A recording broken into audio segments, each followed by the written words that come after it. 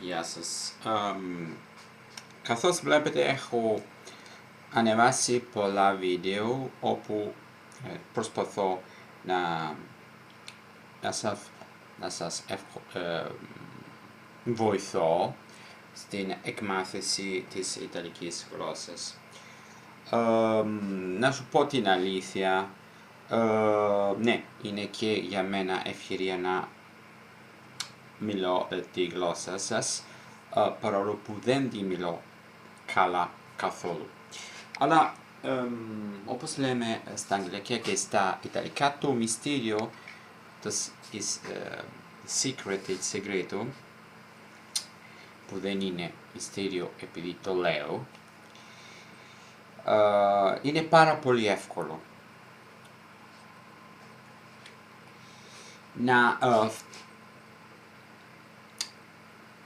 Ο στόχος είναι να φτάνουμε στο σημείο που καταλαβαίνουμε την καθομιλουμένη γλώσσα αυτή που μιλάμε κάθε μέρα,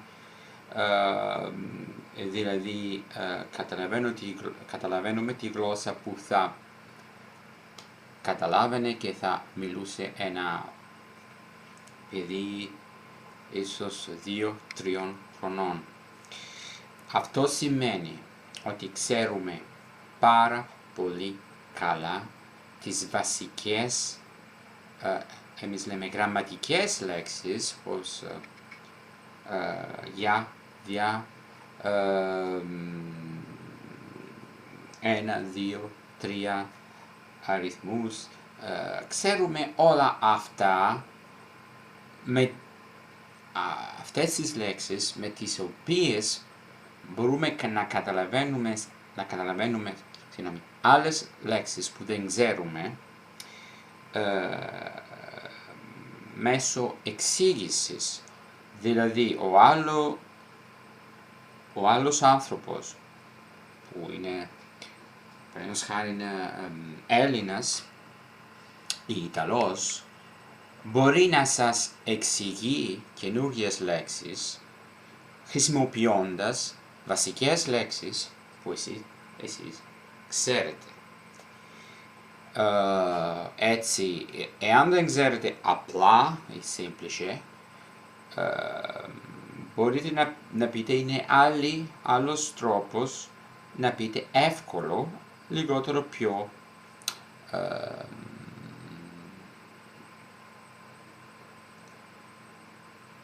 ας πούμε λόγιος, δεν είναι λόγιος ο τρόπος, αλλά δεν είναι η πρώτη λέξη που ένα παιδί θα μάθαινε.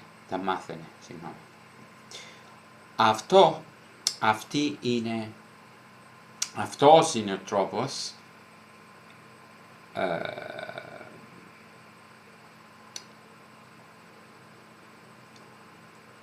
που μας επιτρέπει να καταλαβαίνουμε τη ροή της μιλιάς. Αν καταλαβαίνουμε, όπως εγώ, δεν μιλώ πολύ καλά, αλλά παρόλο που σήμερα είναι αργά, όταν είναι αργά η πρωί δεν μιλώ καλά, αλλά χρησιμοποιώντας βασικές λέξεις μπορούμε εύκολα να μας καταλαβαίνουν και να καταλαβαίνουμε τους άλλους. Φυσικά αυτή μόνο η αρχή, αλλά πάσα αρχή δύσκολη είναι. Κάθε αρχή είναι δύσκολη. Όταν καταλαβαίνουμε 80-90% της καθομιλουμένης γλώσσας, είναι πιο εύκολο για μας, είναι πιο ευχάριστο να βλέπουμε βίντεο, να διαβάζουμε εφημερίδες, απλά πράγματα, βιβλία και να απολαμβάνουμε την εμπειρία παρά να κάθε 2 λέξεις να τις κοιτάξουμε, να τις βρούμε σε ένα λεξικό. Δεν είναι ευχάριστο να βρισκόμαστε, να ψάχνουμε συνέχεια λέξεις σε ένα λεξικό. Έτσι είναι πάρα πολύ σημαντικό να αρχίσουμε με μεθόδους, με βιβλία καλοκαμωμένα που είναι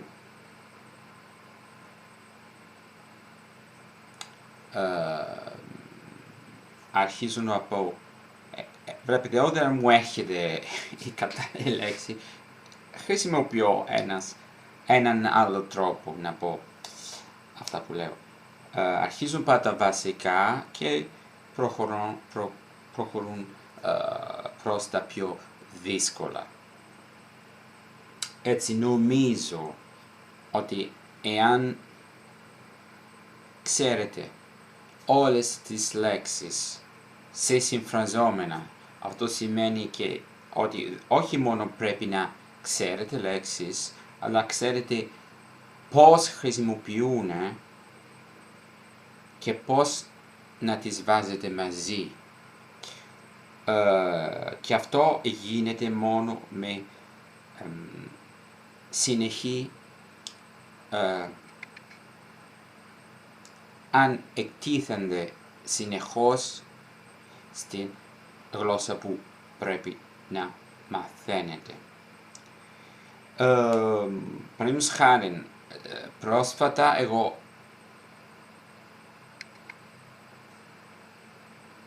έχω δει πολλά serial, ελληνικές σειρές τηλεόρασης που συνάμα μου αρέσουν. Φυσικά μερικές λέξεις, πώς λέμε, μου ξεφεύγουν, δηλαδή δεν καταλαβαίνω όλα, αλλά έχω ένα λεξικό,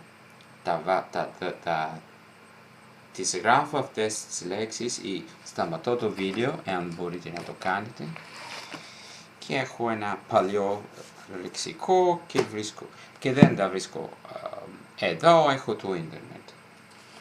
Έτσι, όταν έχετε ξεπεράσει αυτό το επίπεδο, όλα γίνονται εύκολα, όλο και πιο εύκολα.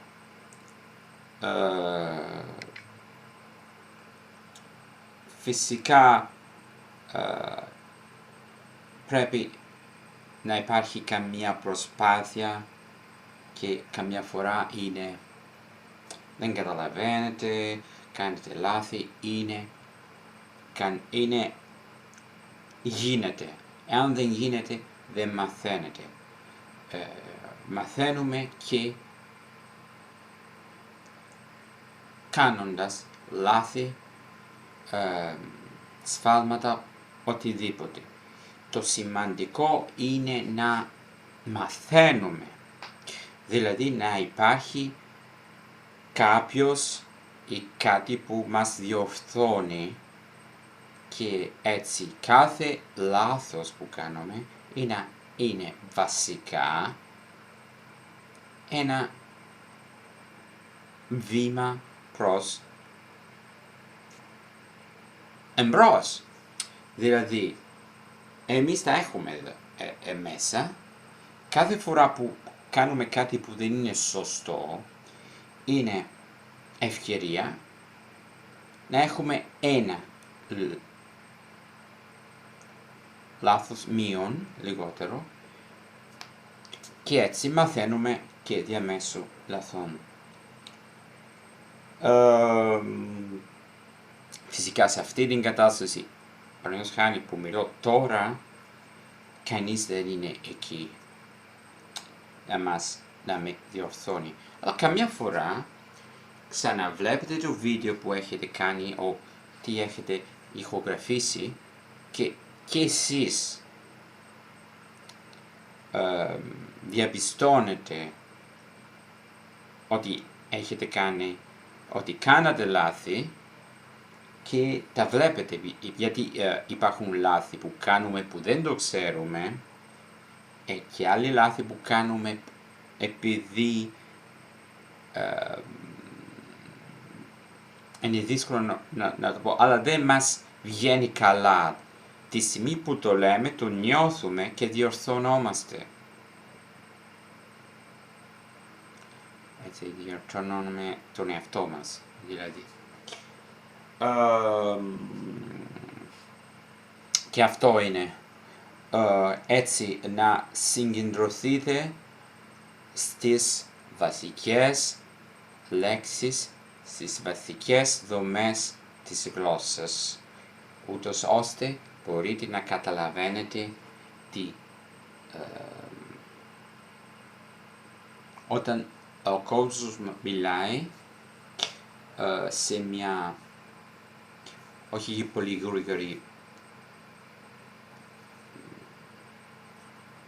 γρήγορο ρυθμό, ας πούμε.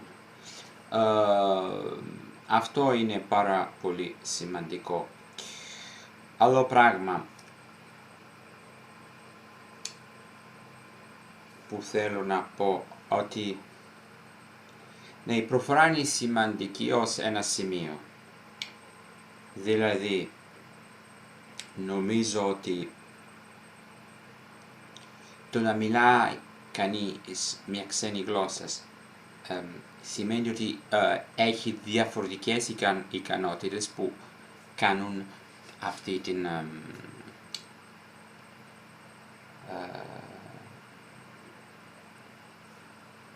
δεν μου έχει τη λέξη, δεν μου έχει την ικανότητα. Έτσι, δηλαδή να προφέρουμε σε έναν τρόπο που ο κόσμος καταλαβαίνει και δεν κάνει την κατανόηση δύσκολη. Καμιά φορά έχουμε μια προφορά, αλλά κάθε μοναδικός ήχος είναι καθαρά, προφέρεται καλά και έτσι ο άνθρωπος καταλαβαίνει αν μιλάτε ιταλικά, sono ή sogno, ή όπως εγώ μιλώ ελληνικά, αν λέω κάνω ή χάνω. Μεγάλη διαφορά. Έτσι έχουμε την μουσικότητα της γλώσσας που είναι κάτι παραπάνω. Εγώ, πλην χάριν, έχω λίγη μουσικότητα της ελληνικής γλώσσας. Δεν έχω λίγη, αλλά λίγη.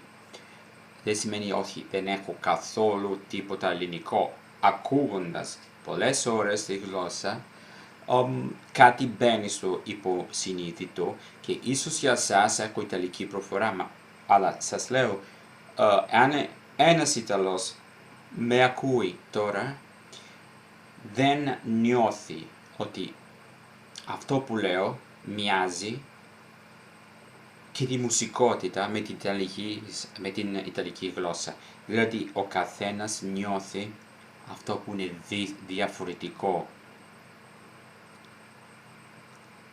Αλλά δεν πολλές φορές καταλαβαίνει όλα αυτά που είναι τα ίδια.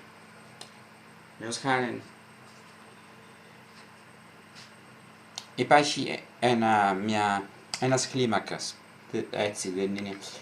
Σημαίνει ότι μερικοί μιλάνε τα ιταλικά, με την ίδια ακριβώς μουσικότητα της μητρικής τους γλώσσα, και αυτό σε μένα ενοχλεί. Δηλαδή υποτιμούν την σημαντικότητα της προφοράς. Καμιά φορά σε τέτοιο βαθμό που αυτό δυσκολύνει την κατανόηση. Άλλοι είναι τέλειοι. Αλλά το να είσαι τέλειος στην προφορά σημαίνει ότι θα έπρεπε και είσαι σε πάρα πολύ ψηλό βαθμό στις άλλες ικανότητες. Δηλαδή να μην κάνεις λάθη και να ξέρεις αρκετές λέξεις. Αυτές οι ικανότητες κατά μένα θα έπρεπε να προχωρούν σύγχρονα. Δηλαδή θα είναι πάρα πολύ παράξενο αν εγώ μιλώ έτσι και εάν είχα ας πούμε εάν έχω μια δυνατή ιταλική προφορά, πως μερικοί Ιταλοί μιλάνε έτσι, έχοντας αυτή την... Δηλαδή εμείς τραβούμε τις λέξεις πάρα πολύ στο τέλος των λέξεων και βασικά πάρα πολλοί Ιταλοί όταν τους ακούω να μιλάνε αγγλικά ή ελληνικά φαίνεται αμέσως. Δεν θα έπρεπε να φαίνεται αμέσως. Αλλά λίγο ναι, είναι κάτι που γίνεται. Και το ίδιο για τους Έλληνες που μιλάνε ελληνικά. Υπάρχουν μερικοί που είναι πάρα πολύ καλοί και μοιάζουν, η προφορά τους μοιάζει με την ιταλική προφορά τόσο πολύ που δεν μπορεί κανείς να τους διακρίνει από τους Ιταλούς. Και υπάρχει όλες οι ενδιάμεσες, όλα τα ενδιάμεσα επίπεδα. Αυτό που συνιστώ και λέω συνέχεια είναι να ακούτε κάθε μέρα για μισή ώρα ή μία ώρα μία γλώσσα που σας προωθεί στην εκμάθησή σας. Δηλαδή μια γλώσσα που είναι τόσο εύκολη να καταλαβαίνετε τα περισσότερα, αλλά λίγο δύσκολη για να σας λίγο προβληματίζει, ας πούμε, να μαθαίνετε κάτι παραπάνω που σας